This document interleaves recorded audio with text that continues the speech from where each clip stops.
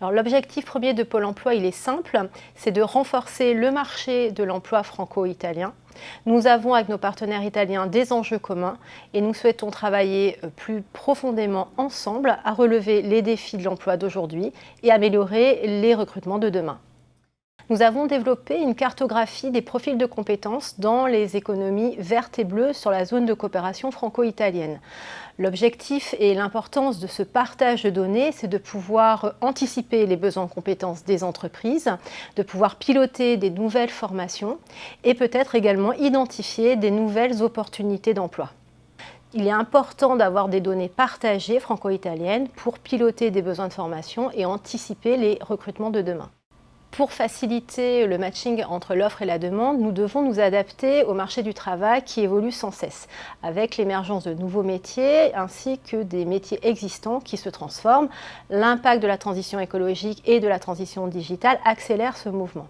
Donc pour ces raisons-là, Pôle emploi a renforcé son expertise sectorielle avec un programme qu'on appelle les expertises d'avenir.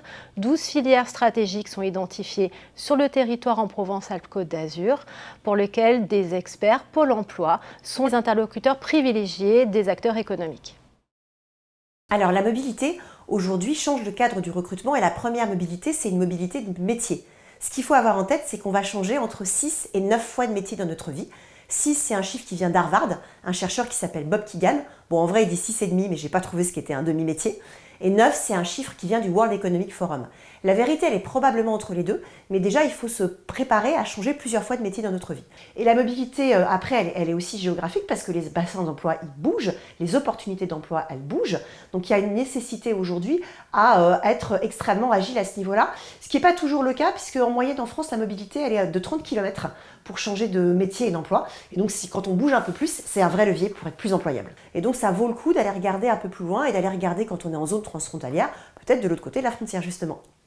Alors l'idée, effectivement, c'est que ces mobilités, elles soient le plus positives possible.